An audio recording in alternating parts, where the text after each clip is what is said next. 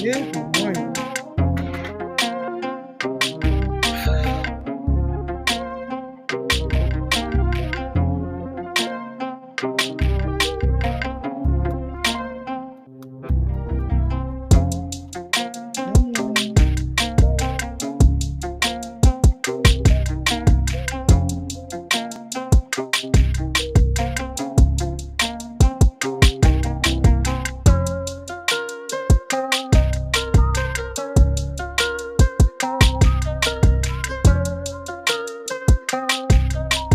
Good morning. Good morning.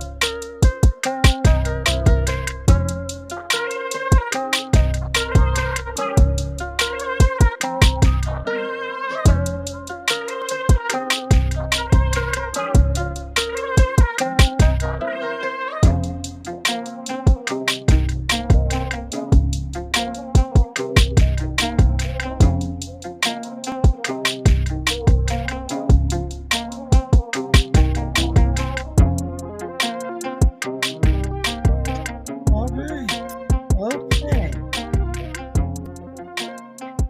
Welcome to Mornings with Marvel, where authenticity lives and thrives to create a space of shiny this morning, child, of growth, healing, and joy. I am your host, Andrea Lawful Sanders, and each day we will cover the topics that are informative and engaging while learning from each other. Good morning to each and every one of you. It is Friday. Woo! December 5th, 2025. It is cold as hell outside. I believe it's 21 degrees right now and will be a balmy 31 degrees for the high today. We had the last full super moon for the year last night. I saw it myself and it was absolutely beautiful. Did not take a picture of it. I'm learning how to just see and appreciate in the moment and not worry about whether anyone else sees it. And I've also taken to not posting when I go away. So several times this year I've been in vacation mode and I've gone away. But because I know AI takes all our information, I just stopped. There's a lot of things I stopped posting on social media. By the way, the Diva National holiday is approaching, and I'm trying to decide where I want to go for my birthday this year. And of course, it has to be someplace where I'm relaxing, etc. But we're going to start with the morning motivation and go from there. Uh, okay, let's get going, shall we? There you go. All this glaring at blue screens all day, every day has been impacting my vision. My eyes get dry. So I've been very careful about managing that. This morning, I want to talk to you about something. Based on some conversations I had over the last several days between my sisters and my husband, because this is whew, we are in a space. So this is my morning motivation. I was in a room facilitating a session with teens and adults when out of the corner of my eye, I saw a young man stroll in with barely suppressed power in his aura. It was so strong, I made a comment which elicited chuckles from his peers. When he sat down and opened his mouth, a shiver went down my spine. He was observant, thoughtful, and his words carried weight. I gave him the goat head nod when he introduced himself and said he was a Capricorn. He was a Black Panther in human form. I wondered how many more young men are out here just like him who simply needed an opportunity when he told us his neighborhood school suddenly closed when he was in the third grade and he found himself having to go all the way across town on a couple of buses, was harassed and bullied until he was fighting every day, and his classes were trashed because he was not prepared for college. A couple of his friends were home from college and agreed with him. One cat said he got straight F's his first semester and had to fight like hell to stay encouraged and keep going. He ended up having to do an extra year because the first one was used to get him up to par with his peers at the college level. When we think of speaking up for our own children, it is important to think of them all. I truly applaud the adults who are doing this very thing every day because it will take an army on all levels to get what is a basic right for far too many children. You want to stop poverty and hopelessness? Fix the schools. Fix the schools. I remember him quite vividly. I won't tell you what school it was because I'd been there working on their behalf. after going in there once. Thought I was going in there once, and I stayed there. That was my give back for that year. I mentored many of those young people for an entire school year. They thought I was never coming back, and they were like, "Miss," by January they were like, "Yo, you really mean what you said?" Yep, yep, yep.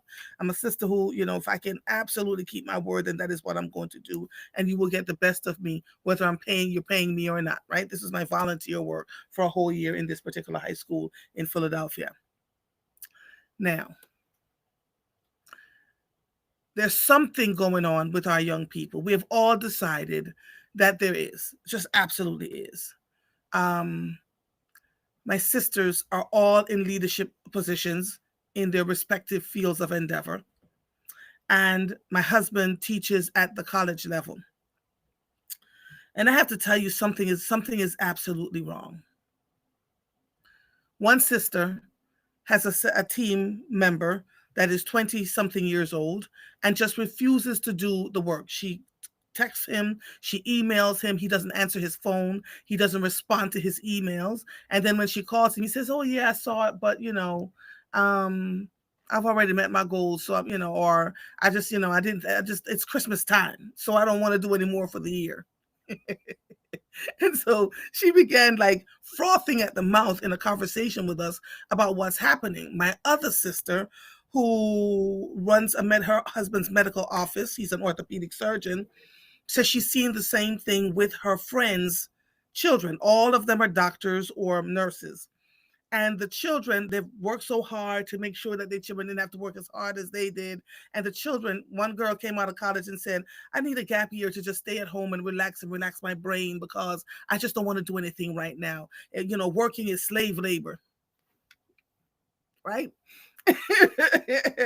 And then I went into the AT&T store the other day where the young man was arguing with me that he didn't have to tell me what I was paying until after I paid up front. Just give him my card so he can swipe it, so he can just take the thing. Something is going on. There's a level of, I don't even want to say entitlement. These young people don't spend enough time interacting with others. They're not having conversations with other people. And so whatever they say is what they say. They don't want to do but so much, right? And so my one other sister said, "Could it be that they have more sense than we do because they have a work-life balance?" And my two other sisters said, "Work-life balance, my behind. We just want them to work.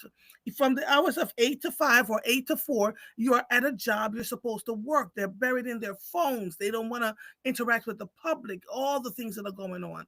Maybe you guys can give me some sort of a suggestion." And then there's this young cat who walked into the room, and I knew immediately he was different. How many young leaders are out here like that have been ignored, that have been told, he had to fight, he said, when his neighborhood school closed and had to come all the way across town to get to school. And he had to fight and fight and fight. So he looked, when you see him, if the average person isn't paying attention, he seems menacing.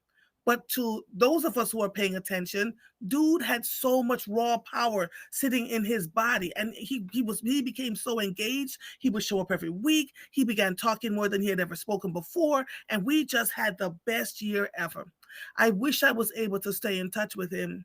But alas, I lost contact, so I don't know what happened. But how many young people are there that in that space where we just ignore them and tell them, "Do as we say, not as we do"? Do you understand how much we can learn from young people?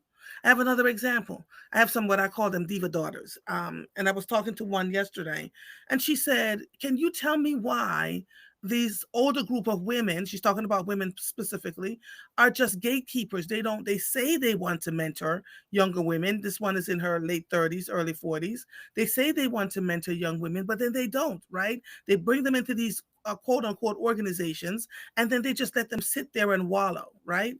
And so I'm listening to her talk, and I'm saying, where have we lost we've lost something along the way. We've lost something along the way. And so something that I wasn't planning to go to, I'm attending just so I can support her and the other diva daughters to make sure they see that there's at least a face in the room that can speak up on their behalf. It's horrible. What is happening with us that we are this way? That when we get into certain spaces, that we behave as if we've arrived and we don't have to treat people well, etc.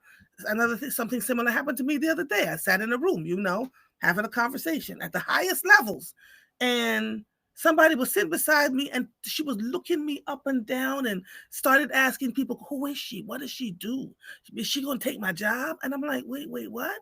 It is the strangest thing. Instead of looking at each other and saying, we can learn from one another, this is what we are able to do, this is how we're going to focus.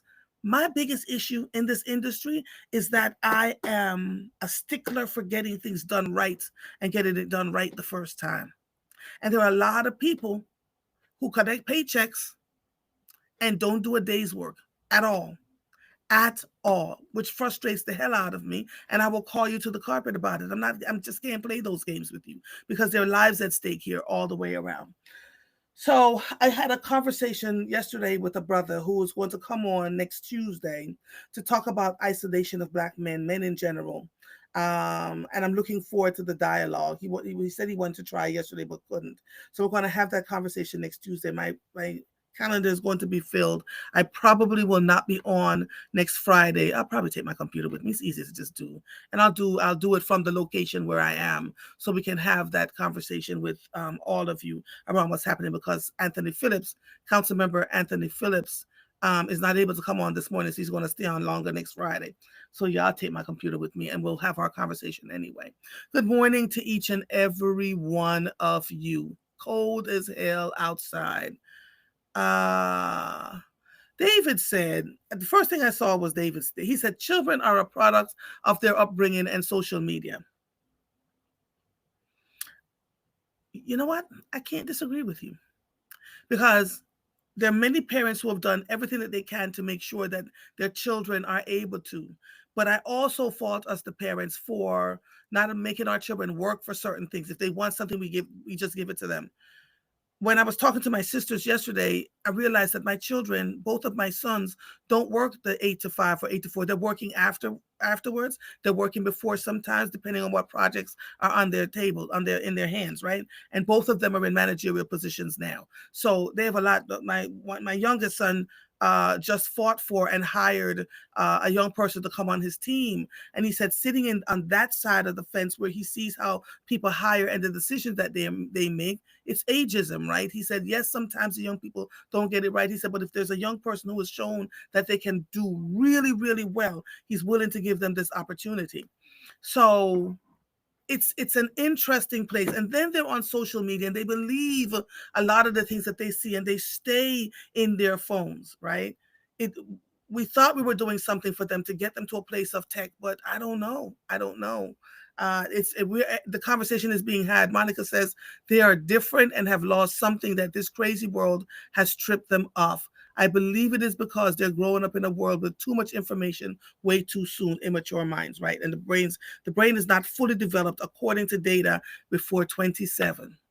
So can you imagine all the things that they've taken in and are trying to figure it out? Good morning, Shaquilla. Good morning, my darling. How are you?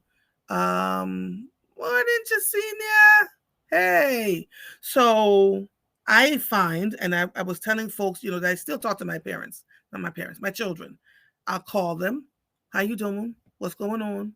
Let's talk. I go to visit them. My oldest son I see every week. I literally grab him every week and just hug him. And he just sits in my arms like, yeah, I can make it another way. Doesn't say anything, but he just sits there, takes the hug, and then you just see his mood shift. A hug can make all the difference in the world. He's fine, but the minute he gets that 2-minute hug, you see him, all right, mom, what we doing today? What we having for lunch? Blah, blah, blah, blah, blah, blah. And he said, I gotta keep working, but I'll come up when I need to, when I can get a break. So you have to talk to your children every day. Turn off the phones. I noticed that when I'm talking to my sons, they put their phones away. They do. And I just thought it was par for the course, but now I'm grateful as hell that they do this. They put their phones away and we sit and we talk about what's going on, right? So it's important. It is important. We have to fight for our children. We have to fight to get our children's attention back. We have to fight. So if it means saying, let's go on a field trip somewhere, let's go have lunch. When my children were younger, I would say I would either take them both out for lunch or dinner, or I would take them one at a time for their one-on-one time. I didn't realize just how unique that was for so many people. And we didn't spend a whole lot of money, right? Just simple dinner, simple lunch, and we would sit and we would talk. So they have that conversation. They're able to have conversations with people when they're out in public. Oh my God, how are you today? It's good to see you. I see that you're out mowing your lawn. Like, I see them and I hear them interacting with people. How can we get back to that place? How can we fight for our children so that they can be in a better place? Because, baby, it's rough out here. One of my oldest son's children sat with him last Thanksgiving. Mm. He came to the Thanksgiving dinner and he was in a corner. Called him over. We talked for a while. And after we got finished talking about the things that mattered to him, that he was going through, he looked at me and he said, "Your son is the one that mentors us all. He doesn't realize he's mentoring us, but we're watching him, right? He's 33. He's bought his second house. We're watching him. He thinks that he's struggling because, everybody else is out doing what they're doing, but he's got his wife and his 3 children." And he said, "We look up to him, and we look up to him." He said, "I'm going back to school because of your son and my other friends." The other son, my son's best friend, went back to school. As a result, he promised his mother that he was going to finish school. He said, "But my sons motivated him, watching them go to college and graduating." Everybody needs that clutch. And when I listen to the conversations about how many young men don't have friends and realize that they have a quiver, they have 3 or 4 that they talk to all the time. In fact, Darrell, today is his birthday. Happy birthday, son. Another one of my adopted sons. My son's like, "I got to come up and see Darrell. It's his birthday. I got to spend some time with him." Darrell is at my son's house more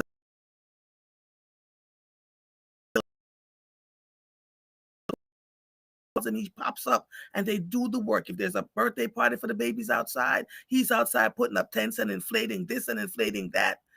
And as I'm having these conversations with all of you, I'm realizing just how powerful those relationships are. They talk about everything. They talk about everything. So try to figure out ways to bond with your children. Learn how to apologize when you need to. Again, I'm transparent. I talked about the time earlier this year when my son got on my nerves right around Super Bowl, and I was telling him about the, not coming out here with all the viruses that were flying around, and the way I said it to him made him feel like I was ordering him to not do X, Y, and Z. He said, "Yo, I'm married. I got a whole house with children and dogs, and you talking to me like I'm 5 years old." And I got in my feelings. I was like, "Who are you talking to?" And we had a whole. I didn't talk to him for weeks. I was like, I can make more cute children, knowing darn well my eggs have dried up and gone away. And in my stubbornness, did not want to acknowledge that I could have said this thing differently, that I could have had a different dialogue with him.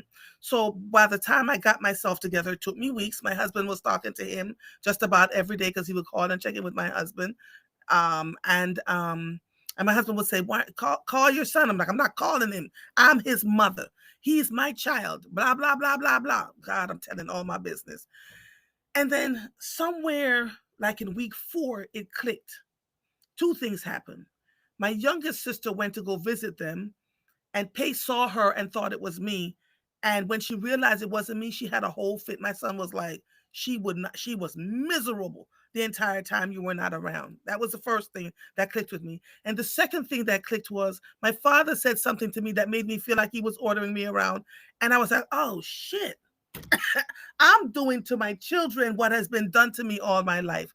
So I sat down and I wrote a beautiful note. I apologized, told him there's some things I had to unlearn, told him where it was coming from, and that I am going to now work diligently to not tell him what to do in his life, and that I would ask his permission if before I give him an opinion about something, or I will wait until he asks for my permission. Can I tell you, we have had our relationship just went shoo, shoo, shoo. So now, instead of my trying to figure out or ask questions, he'll go, "Mom, I'm doing this, this, this, and this. I think I'm right about that, but should I do this?" Or I need to. And so we talk more now. So it took my taking my, and then he apologized too. he apologized. It took him a day. He wrote back. He said, I apologize too. I think we need to talk. He said, because I could have handled that differently with you. We missed you horribly. And he said, in your not being here for these 4 or 5 weeks, I realized what a huge part you played in our lives, right? That you are here. The children look forward to seeing you. I look forward to seeing you. My wife looks forward to seeing you. Sometimes you're just sitting here with the babies, and we're grateful that you're here. But see, if we don't open up the room for communication, that cannot happen. We had to open up the lens. We had to clear the air. We had to talk about certain things. And so since then, I have had discussions with him about my childhood that he knew nothing about. He was like, yo, I didn't know that. That makes sense now. Blah, blah, blah, blah, blah. You see what I'm saying? So we have to be able to talk to our children. Now, there are some family members. I talked to a sister yesterday morning that is going through hell with her mother. And she just made one simple sentence post on Facebook. And I called her and I said, breathe. And the whole thing just came right out. So we have to also be mindful not to tell people that it depends on the scenario and the situations that they're in. Absolutely, right? This is where we are. Tisha, yeah, girl, I crossed the boundary. I did. I literally crossed the boundary. And when I share these things with you, it's for you to not be voyeur and go, oh my God, mother did this and more, but for you to really take a look at your own lives and figure out, where could I have done something differently? And truthfully, those of us who are in our 50s and 60s and 70s, we can be pretty stiff-necked, because the way we learn things a certain way is the way we think that our children should learn the same way. And quite frankly, this world has gotten so different. So different. It's not the same as it was 2 years ago, even, right? So we have to learn from each other. Laverne says, I love it. It's a healthy transition of us being mother to our young children. We are to our adult children. Big difference that as parents, we don't always transition too well. We don't. We absolutely do not, right? So that's pretty good. Joanne says, for some reason, their values have been hijacked by social media and not having a work ethic. Everything isn't easy or shouldn't be. But isn't part of that because of us, Joanne? We said we had to struggle, so we don't want our children to struggle. And we would give them everything they wanted. They want a PlayStation. They want the $400 sneakers. They want to go on trips to Germany and this place and that place and that place. And as we are posting and talking about all the wonderful things we're doing with them, how do we hold them accountable to make them realize that this stuff is not free, that you had to work hard to get here? How do we put them in a place where we say to them, of course, okay, so you want to do, my God, my children thought I was so mean. When they both were graduating, going into college and graduating from college, they needed math books for college and for work. And I made them write a report and tell me, my husband can attest to this, and tell me why they think they needed for me to spend that kind of money on a math book when they could have just absolutely gotten a Dell or something else, computer. And they put up the youngest son did a whole book report on the cost, why the cost difference would make sense, how long he would be able to use the math book versus the other machine, blah, blah, blah, blah, blah. He had me at hello, but I didn't tell him. And I made him wait until Christmas, and he had his map book, right? So they understood the value and the price of things. And when he was doing his research, he understood why I asked the question. You can get a regular computer, Dell or something else, or I forget what they call it, for $199. A good map book is $3,500. Yo, son, you going to tell me why I have to pay that kind of money when you could have gotten something else, right? So these are the things. And so he learned the value of money. Now, when I talk to them, they're like, oh, Lord, it's too expensive. I'm not doing this, and this. Versus just handing it to them because they asked for it. Those are the things that matter. And so I'm begging you, figure out, for those of you who have children that are 25 and under, even older, right? Because if your relationship has been a certain way, you want to make sure that you can get them into another place. We tend to tell our children, the world is this and the world is that, and you should, but there are things that they're going to learn outside of you. So what you want to teach them is how to navigate when the world hits them upside the head. Makes all the difference in the world.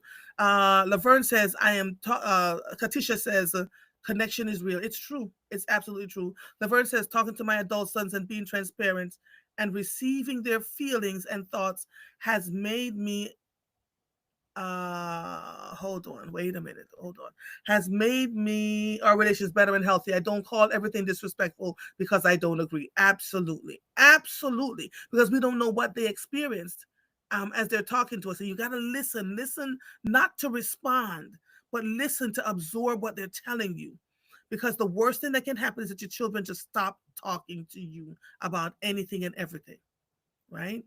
Marguerite says, my child is not the child or young adult that I was. I was unable to raise him with a stern fist as my parents raised me. I was not allowed to have opinions growing up and got popped for asking why. Me too, Marguerite, but guess what? I still asked. My mother was like, what the hell is wrong with you? I said no.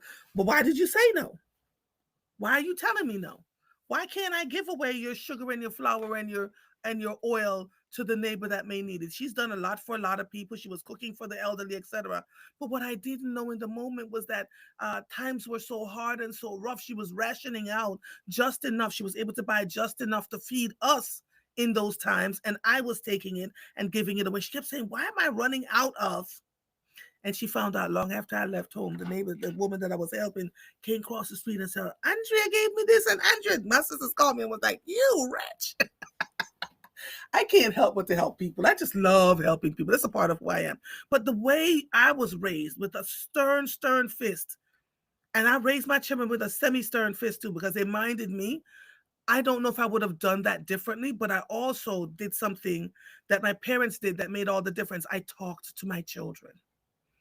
They were able to come and ask for meetings and not get into trouble. Mom, I got to remember those meetings that you said we could have, that we could talk to you, we couldn't get into trouble. Yep. And I had to, there were times when I bit my tongue until it bled. But they would come and they would share with me, well, this happened, that happened. I said, so what's the solution? What did you? And they would give me the solution. I said, okay, that's great. You made a mistake. Don't do that again. Blah, blah, blah, blah, blah. All those things make a difference. All those things make a difference. So, Laverne says, my oldest expects everyone to take care of him and has become content not having. He was not raised that way. I hate it for him, but he has to come out of it on his own. Yeah, yeah. Laverne's also said, I had to create excuse me, boundaries with my oldest son, and since then our communication has been good. I pray and listen more and talk less. I check in without a lot of lecture. Yes, it's hard for us to do because that's the way we were raised. It's the way we thought that things were good. And look, you cannot let your children raise themselves. You've got to put boundaries in place when they're babies. Birth to 5 is a time when you have the most impact on your children. What they see and what they learn is who they become. From birth to 5 is who they become as adults. So what are you giving them? What does that look like? What are you saying to them? What are they watching you do or not do? Makes all the difference in the world, because here we are now, grown men, isolated, not having dialogue. My youngest son meets with his friends where he lives, you know, and they meet every week and they sit down and they talk and they commiserate about what's going on in the world. They have conversations about what's happening in the news. You know, I am grateful. I'm grateful. I am absolutely grateful. They don't just sit around and go la la la la. I said to him, the youngest one, I said, what happens if the world goes crazy and you can't get on a bus and you can't drive your car to me? And he said, he said, you see what I'm doing? I'm in the gym all the time. He said, many of us are going to have to walk miles and miles and miles. If you can meet me somewhere, good. If I can hitch a ride, good. He said, but we've planned everything out as much as we can plan, because we keep thinking that the world is just not going to turn topsy-turvy. It's great having conversations with them. Great. And even if you don't agree with what they're saying, open your ears and close your mouth and allow them to share with you what they're experiencing in the moment. Because what they may consider a crisis may not be a crisis for you. And all you can do is ask some pointed questions. So all right, so you said this, that. The youngest one has since moved into the high 6 figures as a manager. And he said, I am treating my employees the way I would want to be treated.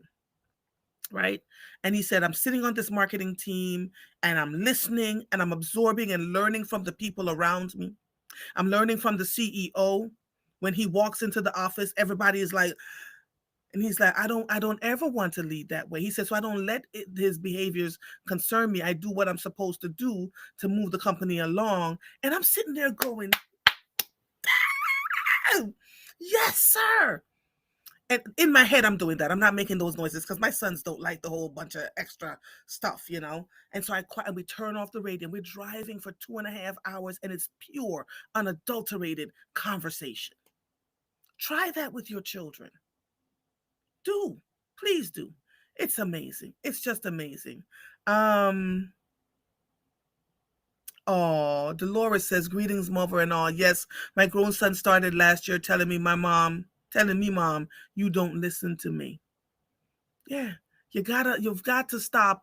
And let me not say, I would suggest that you choose to listen and just listen to hear versus listen to respond. We have a daughter that we adopted.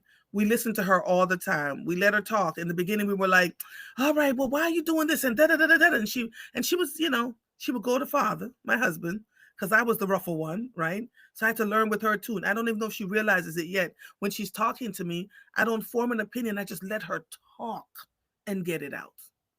Let her talk and get it out, right? And I think it's changed our relationship in a much better way, as we go through. But we have to learn. We learn.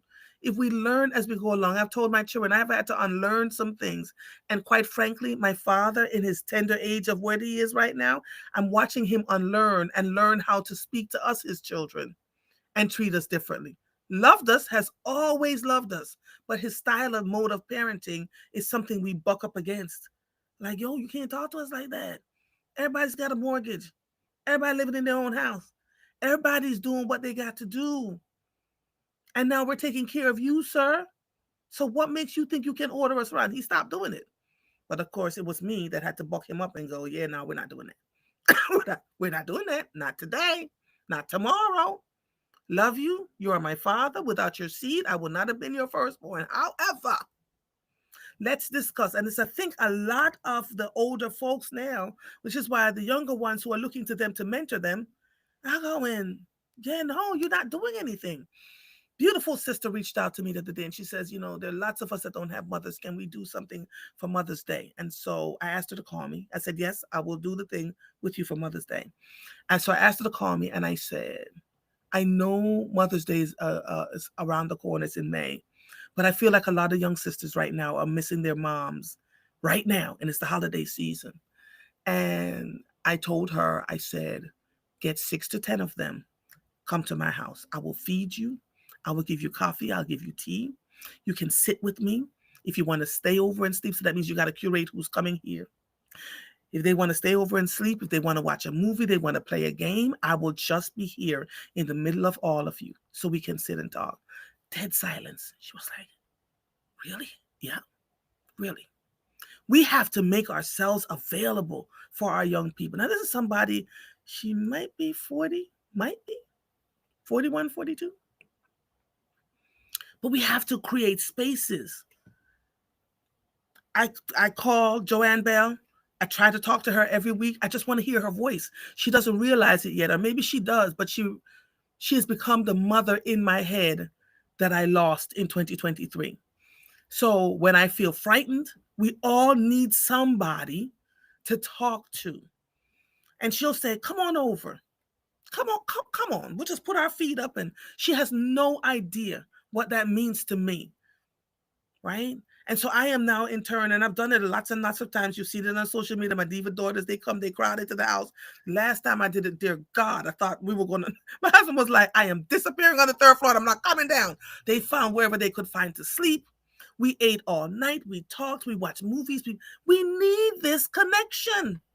We absolutely need this connection. Where are we going to get to the place where we can trust and love on one another to do that? Brothers, same thing. Same thing. Go on a hike, go take a trip, do something.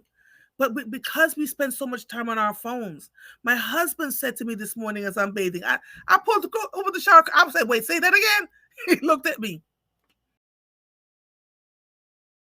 A writing in, they don't know how to write a full sentence. College, they don't know how to write the time properly on paper. They're putting semicolons where they're not supposed to be. They don't know how to spell words because they text in shorthand. Right? But he is insistent that he is going to guide them, work with them, not make fun of them. Right? And then he tells another story. Sorry, husband. We just, about going to the dermatologist. And the first one he went to was young. And she spent 3 minutes with him. I said, that's age. He said, I wouldn't take her advice if it came out of her mouth. I just couldn't. I said, so what she needed to do, she gave you the right advice. He said, yes, but she gave it to me in less than 5 minutes. Her bedside manner was just not working for me. And so I wouldn't take her advice. Daughter recommended another person. This person spent all this time with him. And he took the advice from that person that he didn't take from the other person because their bedside manner was terrible. But that's because our young people just do not know how to speak. They don't know how to engage with people publicly. They're smart as hell. They're doing everything technological, but they just don't know how to speak to each other and to speak in public with people, to interact with people in public. So it's incumbent upon us as the parents, whether they're 25, 35, 45, sit with them and talk with them, right? There are a couple of times when daughter called and I'm listening to her and I'll say, I hear something in your voice. I'm okay. I said, okay. I'm coming to your house. We're going to go out and eat. And she either she cries or she just gets real melancholy. She says, oh, how did you? I know. We know if we pay attention to our children and we sit with her and however we treat the sons, whatever we do with the sons and for the sons, we do for her too. I met her 2012, 14. I think I met her in 2014. So it hasn't even been a full 10 years, but she is a huge part of our lives. And so we have to. It's not just about what we want in the moment. It's not just about how we think we feel or what we should have. But look around you. Who can we impact? Who can we mentor? Who can we love on that'll make a difference versus what we're just doing for ourselves? Right? Marguerite says, I'm learning every day about relationship and friendships through my interactions with my child. Yes. Important. I see a lot of adults, they attach themselves to other adults. And when they think they got what they needed, they walk away. That's not relationship. Relationships are collaboration, communication, talking through the hard things.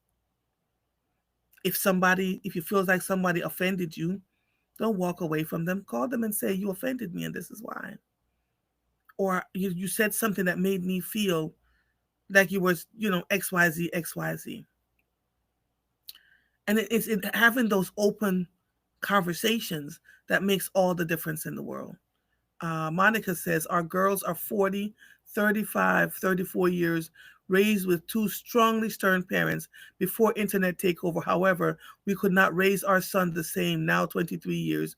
We needed family counseling to help communicate. Yeah. One of the things I ask young people all the time is, what is it that you love to do? And when they tell you whatever it is that they love to do that with them. It may seem like utter foolishness with you, but do that with them. Do that with them. Do that. It makes all the difference. Crack an egg with them. Let's go cook something. Let's bake something. Let's, instead of just always going out to the restaurant, let's bake something. Let's cook something. My youngest son now has all my recipes. He has learned how to make black cakes. 2 years ago, he came and we sat and I gave him the recipe and he made about 67 black cakes with me. He has the recipe in his head. It's embedded in him. Did he necessarily want to do it? Probably not. But when he started to see how hard I was working, he said, come on, Mom, I'll help you. I'll sift the flour because it takes 5 hours to make one batch of black cakes. 5 hours, y'all. 5 diggity dang hours. And he did it with me that year. And you know what I did? All the proceeds that came in from the black cake, I gave them to him. He fell over. It's like, what? Yep. And I didn't tell him until after the black cakes were sold. It was him and somebody else I gave the proceeds to. I split it in two. But if I had told him up front that I was going to give him the proceeds, yes, he would have come and worked. I didn't tell him. I just want to see what he would do. So work with your children. Uh, Viola says, my mother let me and my cousin have pajama parties in our house for years, maybe 8 of us. Only 2 of us are still alive. So are you doing something similar to that with your grandchildren, with your own children, Viola? They're not that old for that you can't do that with them. Tamara Brooks says, hi, Tamara, how's my baby? Microwave vacuum effect. Today's interactions are shorter and satisfaction or reward must be instant. Hugs and face to face interactions are rare nowadays. We are being programmed for solitude, and it's a dangerous place to be. Dangerous to play. David, I have not made a black cake yet. You'll know when I start to make them. Okay. Okay. And these are going to be really potent because the fruits have been soaking for 2 years. I didn't make any last year. So these are going to be really potent. I'll let you know. Jacinia says, we are wired to connect as people. We are. And yet we're being told and programmed through all the things that we're doing on social media to just, stay online and click through and talk. You think you're talking to people when you're responding to whatever they post. You're talking to people when you pick up the phone and call them and says, let's go have lunch. Laura's really good at that. She'll call me and say, Marva, breakfast, dinner, what we doing? And she said, I just want to sit with you. And we sit down and we have breakfast or we have pho and not really talking about much of anything, but she can sense that I could use the companionship. She does it all the time, right? It's not always just about sending a text. Pick up the phone. A friend of mine, I picked up the phone to call a friend of mine that I hadn't spoken to in months that lives in Baltimore. She answered and she says, oh my God, are you home? I said, yes. She said, I'm in town because of my father. Can I come? And she came over and sat down and we had dinner and we talked for about an hour. She felt so much better, so much better, right? Those connections absolutely matter. Tamara, Ruby, good morning, bye, Ruby. Good morning, good morning. I love you. Mwah. Ruby is 8, 9, somewhere in there, and she got connected through this forum with a lot of people who have helped Ruby, who have gone to Ruby's concerts, who made sure Ruby got what Ruby needed, volunteered to support Ruby if she needs any tutoring. This is what I'm talking about. This is exactly what I'm talking about. Oh, I love you all. Oh my God, it's 7:14. I've been talking all this time. Cheese and crackers. Let me see. Tamara says I want one this year. Tamara, I have I'm struggling with the black cakes because everything is so much more expensive, right? So a large one would have to be, I said 200. A large one would be about $100. Um, and a small one would be 60 because the wine is more expensive. The 150 proof rum is more. So I don't, who the hell wants to buy a cake that costs that much money? So that's why I've been struggling, but I need to recoup the monies that I'm putting out for making the cakes. Does that make sense? Yeah.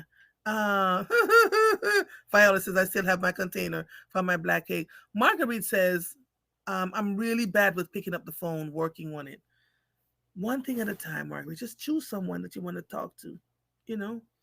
But pick up the phone and call. Call anybody, somebody, anybody. And relationships build up of trust comes when you build the relationship. It just doesn't happen. You know this. You're smart. It just doesn't happen overnight. So we've got work to do. A friend and I who had stopped talking. I think the last time I spoke to her was 10 years ago. She was my best friend in all the world. And we split. And I didn't talk to her for years and years and years. I saw her in 2015 when she wasn't feeling well. And then I went off and got married. And then I didn't talk to her again. How we connected was a mutual friend of ours had 6 strokes, six back-to-back strokes. They couldn't figure out why she was having the strokes, and she succumbed to the strokes. And we saw each other at the funeral, and she said to me, listen, I know our lives have changed. I know we have gone on and done different things. She said, I have other friends. She said, you have other friends. I said, yes. And we've made a decision that even though we're not best friends, we can remain friends. Her children are my godchildren, right? And so in doing that, what ended up happening was all of a sudden, this one died, another one, and we were like, oh my God, right? And we're talking about our grandchildren now. So we don't talk often, but we talk. She learned about what was going on in Jamaica. She called me. She says, "What should I go get?" I said, "Go get toothpaste. Go get bath soap. All those things are absolutely. People need to bathe. They need to brush their teeth. All that stuff needs to happen, right?" And so she's like, "I'll get that. Can we meet on this week? No, because I'm going to be over here. Can we meet on that week? No, because our lives are busy. But at least we're taking the time to connect in an authentic way, not forcing anything, but knowing that we're, our children are now having children, and so we're sharing pictures of the grand, and we're just like, how did we get here? But sometimes you have to let some things go in order to grow to another space, right? She had a lot of things that she had to grow through. I had things that I had to grow through. And so now we're grandparents and we connected again. So learn how to, and I mean, we'll never call each, no, I try not to say never. We don't call each other best friends. We are friends and we've known each other since we were 18 and 19 years old. Right? So this is what I mean when I say we can get there. Learn, unlearn, relearn. It can be done. It absolutely can be done. So I love y'all. When I don't have a guest, I don't know who told me this. When I don't have a guest, I have some of the best shows because we talk about what's happening in our lives and how it's working for us. Um, Marguerite says, "Stop worrying about the cost. We pay for what we want." Lord, but Marguerite, so many people have lost their jobs. This my, I just, I'm just sharing transparently with you. That's why I've just been like, it's hard. I don't want to, it's just hard. Like but I need to make some. And if the weather is wonky this weekend, as we think it's going to be, this will probably be the weekend that I make them. So don't hold me to it, David. Don't be calling me talking about, did you make the black eggs? Leave me alone. Once I make a batch, you'll see it on social media. I'll post it. First come, first serve. You ask for one, so we'll make sure you get one. But here we are. This is what's going on, right?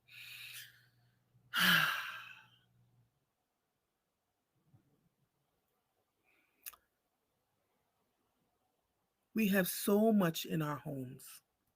I've been purging. I've been purging. I'd like to purge my husband some days because he has his things everywhere. Things everywhere. And I was like, babe, we just cannot keep doing this. And instead of fighting now, I just go in and I just throw them out. Thank you, Marva. You've given me some homework again this weekend. Thank you for being you. Oh, you're welcome. You're so welcome. Alexander says, "Oh yes, and reminder, ladies and gentlemen, today is Bath and Body Works Candle Day. All 3 weeks are $9.95. All right now." David said, "I'm reserving. I'm willing to prepay." You are so crazy. I'll make sure you get a cake.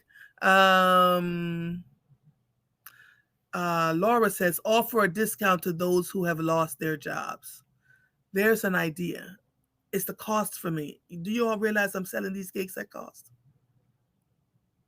You know, it's just, I may make $15 off of one of these cakes. It's expensive, man.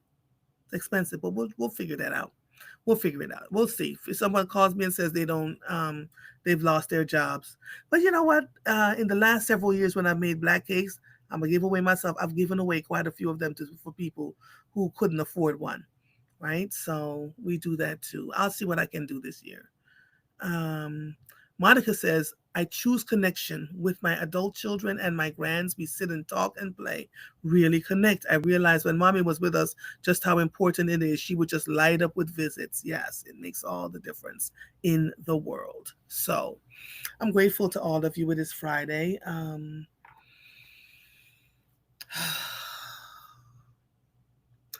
We take deep breaths every day.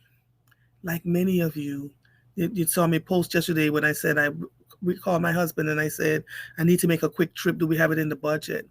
When President Trump walked into office, we immediately, my husband and I, shifted the way we lived and spent money immediately before it started impacting anyone or anything. Let's be really mindful about what we're doing. We can, my husband says, maybe we can help some people, but we have to shift how we spend, what we do, what we do. And so we began shifting. So we were a lot more mindful about what, how, why, when, where. Stop spending money, you know? Closet full of clothes. I gave away 4 big old bags filled with one of a kind clothing. Nakisha gave me a bag filled with clothes. And I went to try, I remembered why I'm not buying in stores. Everything is too short, and the sleeves are too short, and the legs are too short. I'm almost 6 feet tall. So that's what made me stop buying in stores 10 years ago.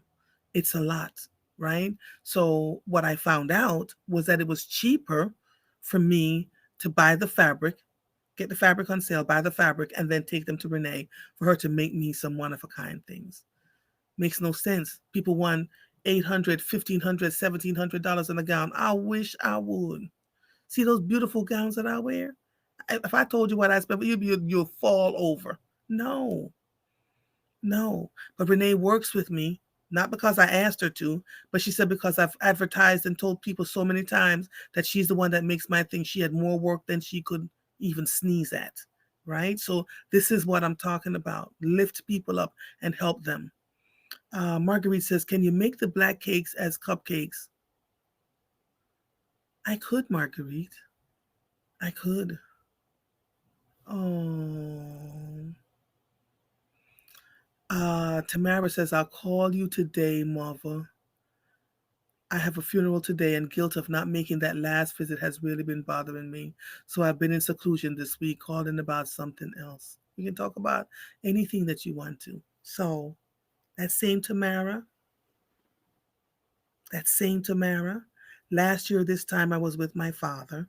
I got a call that Maurice from Southwest Philly, one of my uh, uh, callers that would call my radio show all the time, was sick, and I said to um, I need somebody to go check in on him. That same Tamara says, I said, I know he's in this hospital. She went to the hospital, found him, put him on FaceTime so I could talk to him and had a good conversation with him. And she helped me while I was with my father. I was with Margaret, you know, and I was able to talk to the Maurice. Maurice then died, and I ended up going to his funeral, you know, and I was stunned. I saw some of the radio folks there, uh, but there were people that I thought should have been there because of how much he loved the radio station that were just not. And so, thank you to Tamara. That's how Tamara and I really connected, because she inboxed me and said, I'll do it for you. I said, here's my phone number. And she went and found him. We are connected. We need each other, right? We need each other. I can't say it over and over again. Uh yeah, Angela says, girl, yes, every pair of pants I purchased in the last few weeks I had to return. I don't have, listen, them high water pants. Now Renee measures me. She don't even have to measure me anymore. It's been 10 years. I know this is what I want. Can you take this piece of fabric? I have fabric for days, because I will go into New York and find the fabric and just sit on them until I found a time or an opportunity where I wanted to make something with the fabric, right? So whew, it's a lot. A black cake. Wait, uh, a black cake party. You know, who said that? Dennis. So Dennis, I actually needed people. I think it was Shamika Brown that came to my house to help me wrap them. It's a lot of work. It's a freakish amount of work.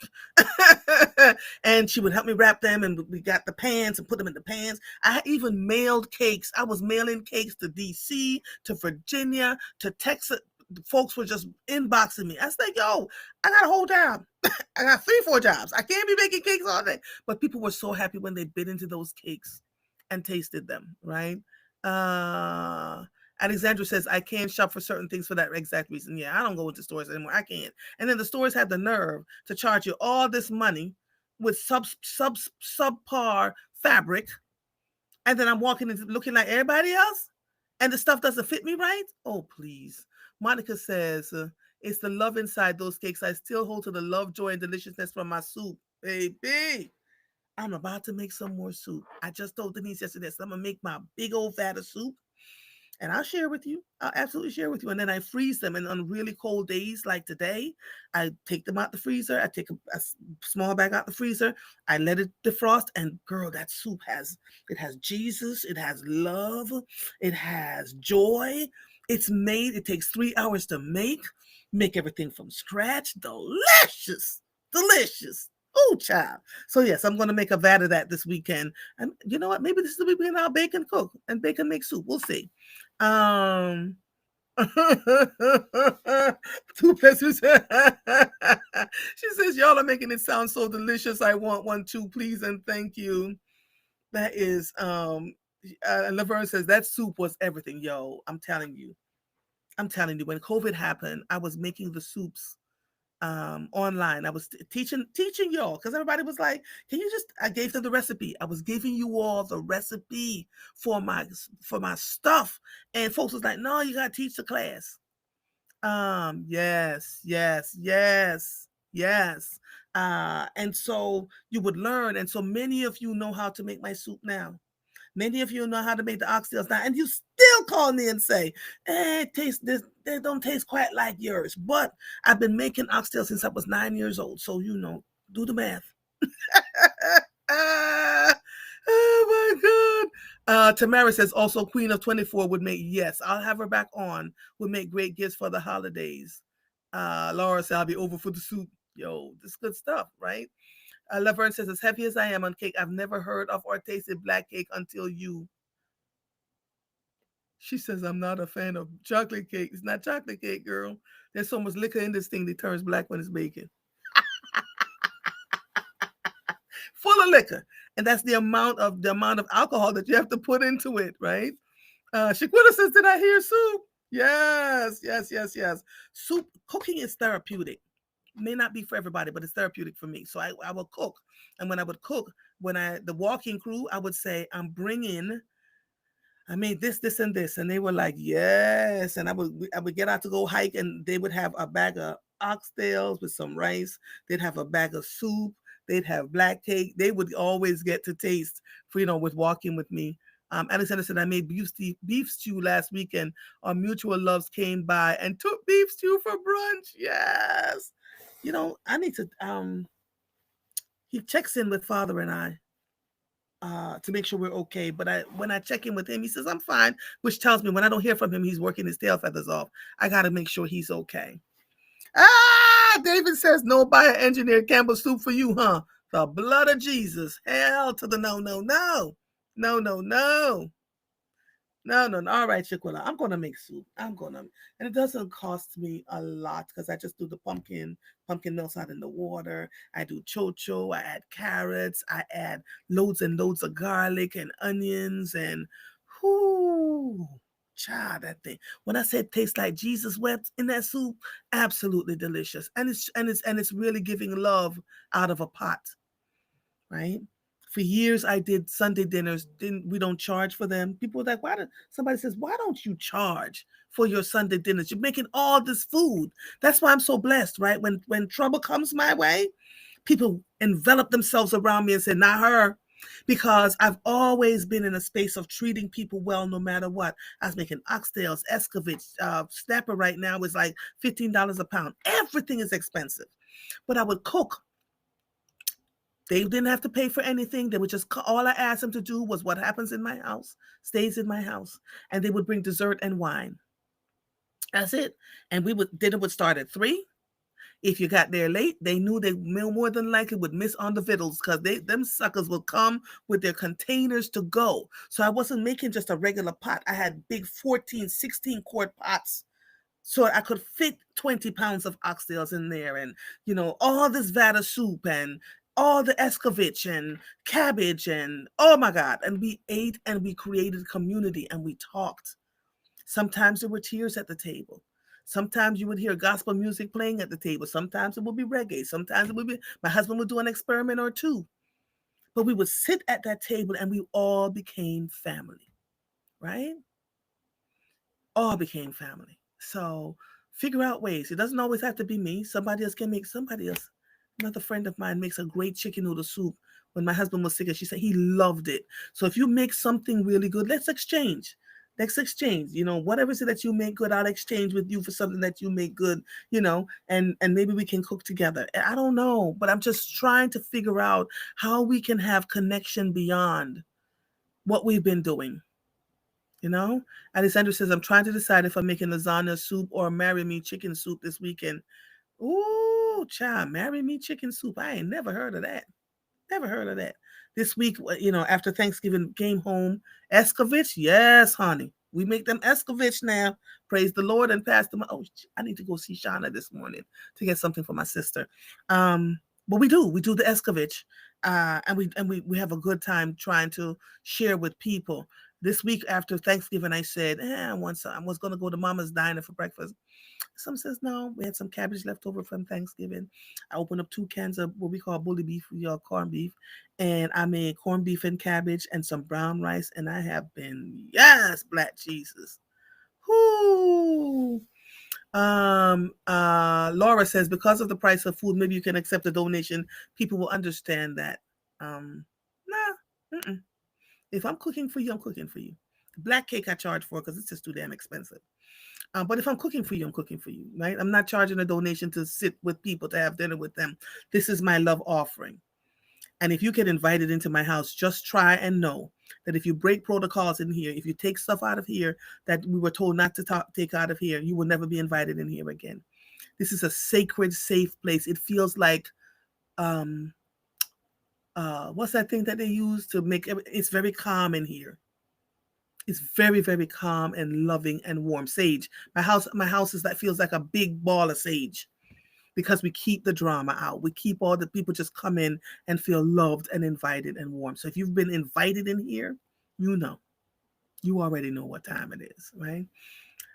Marguerite says, I made escovitch from your class. It was good. Yes. The big food exchange. Yes. Jacinia, were you the one that I brought some food for many, many years ago? I can't remember now. Listen, we're going to do it. But here's what I'm trying to teach you. With everything that's happening right now in the country, we're going to have to figure out ways to exchange and love on one another. I made a big old pot of this. Can we do that? I made a big old pot of that. Can you hungry? Come on, let me feed you. That's where we're heading. So Laverne says, "Oh, that's why I like the black. Yes, loaded with liquor. You can't eat and drive. You cannot eat this and drive." Um, Monica says, "You've got my famous thick turkey noodles." Yes, girl. Yeah. Yes. Oh, we exchanging soups in these streets. Yes. Yes, yes, yes, yes, yes, yes. I love it. Yeah. Laverne says, I love it. Good energy, sacred, blessed environment. I love you all, darlings. I do. Thank you for walking with me through another great show. Um,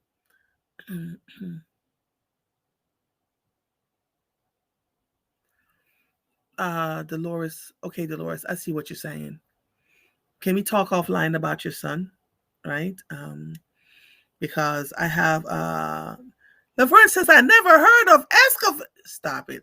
Dolores, we'll talk offline about your son. I think there's a longer conversation that needs to be had that we can't do here on this platform.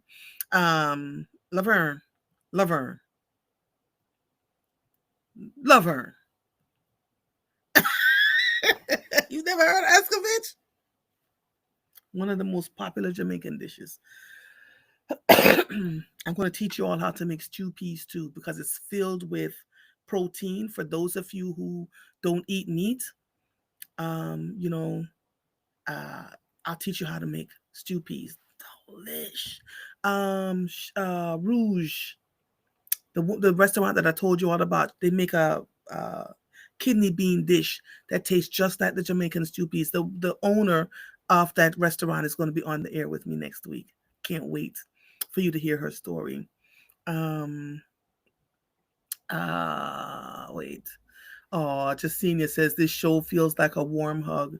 So then my purpose is being created and given to all of you. Remember me saying to you that this was not going to be the show about covering all the craziness that's going on in the world. Yes, there are times when I have to talk about that, but this is really about finding your space, your joy, your love for one another, creating connections, having the hard conversations about what we're going through in life makes all the difference in the world. Um, Donette says she never heard of Escovitch ever. Oh my God. David says I need that cake today. Times to listen. It's rough. It's, every time I say it's rough, all I hear in my head is, it's hard out here for a pimp when you're trying to get this money for the rent. That's on one of my ears. Wait. Andrea says, I didn't want to say it, but me neither. I just want to come over and taste. Oh. And Andrea, all you gotta do is just send a text. If I'm cooking this weekend, just send a text. I'll let you know. All right. Um, Laverne says, I set a goal to eat 48 new things. All I know is green beans, potatoes, you name it. What? Oh, hell to the no. Hell to the no.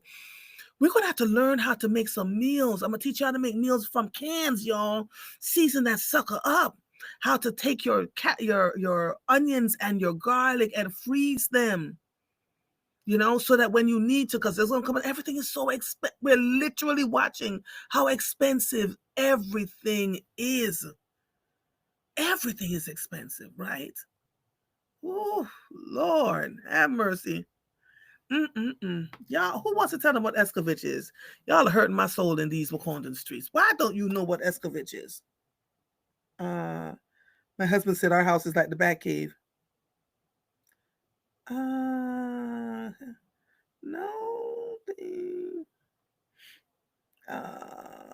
Okay. Hold on, y'all. Hold on one second. I should have been off the air a while ago, but let me just.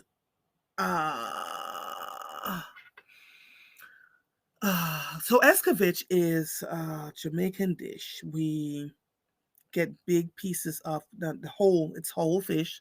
So you're going to see the head. We clean it outside, scale it really nicely, clean it on the inside, get all the guts and all the stuff out. And then we put it on paper towels and we dry the fish completely. There's no liquid on it. So you put paper towels down and you wrap the fish in paper towels and let it dry out completely. In a separate bowl, you're going to put black pepper, salt, onion powder, garlic powder. And then you are going to rub that into the fish. So that dry fish that you now have that you've washed and cleaned, you're going to rub that into the fish, right? Rub it on the outside. You're going to take a knife and slit the side of the fish, and you're going to rub that black pepper and salt and whatever into the fish. Rub it all over the fish and rub it on the inside of the fish. Then you're going to get a pan. Now, I use coconut oil or grapeseed oil, and you're going to fry the fish on both sides. So you don't want to immerse the fish in a whole bunch of oil, just enough oil on the bottom of the pan. The oil has to be completely hot. Otherwise, the fish will stick to the bottom of the pan. Now, I need you to know, I'm giving you a whole recipe here, right? And so you fry the fish properly, put it on paper towels to drain and dry. Got all the liquid, all the fried the oil out of it. And in another pan, you're going to cut up onions, carrots, and escovitch peppers. I'm sorry, not escovitch peppers, Scotch bonnet peppers, right?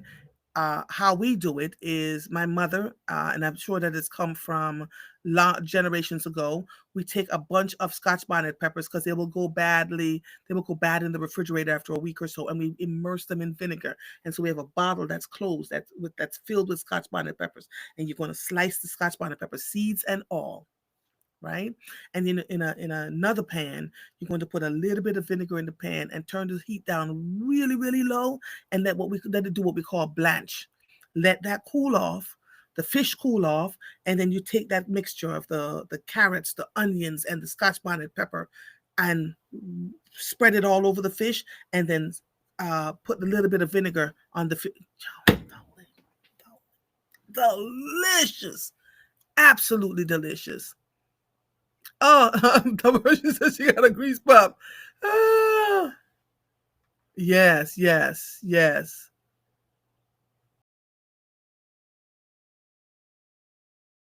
Couldn't eat it, but I taught her how to eat it. Now she eating all in the head. She all up in the head, digging out the meat. Funny, funny, funny. You know who else makes an amazing fish? Kilimanjaro at 44th and Chestnut Street. One of my favorite. If I'm not eating my own fish, I go there. Kilimanjaro. They have a roasted fish that has these onions on top, and they have jollof rice. When I go in there, I get the roasted fish and I get a salad, right, to eat with it, and it's delicious, just absolutely delicious. So try new things, and I'm saying all of this because I want Laverne to try new things. I do. I want you to try new things, Laverne. Every day, just taste something else. Um, we can't just exist on eggs and bacon and potatoes and different cultures, you know. Oh, Andrea. Delish! Girl, delish. Delicious. And them ninjas will come in my house on a Sunday and they go, Mother, what's on the menu? And I tell them, when I say Escovitch, oh my God. They fight. I had two people that sat at my dinner table that were vegan. They didn't, one didn't eat anything with a face. So we had to make sure if I was making soup, I would make her vegetable soup. Same ingredients, just without the meat. That's delicious too, right? Um, yes, yes, yes. The Bronzino at Booker is good too. Yes, yes. And so just try different things in different places. And here's what I'm going to suggest to you: go on YouTube.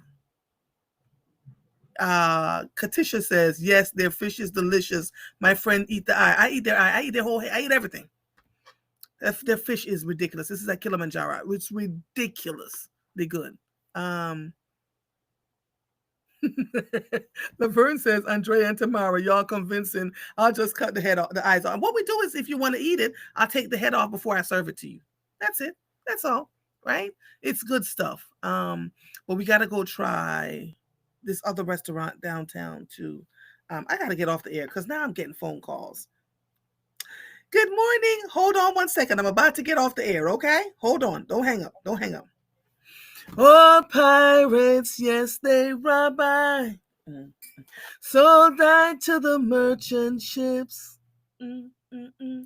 Minutes after they took I from the bottomless pit, but my hand was made strong by the hands of the Almighty.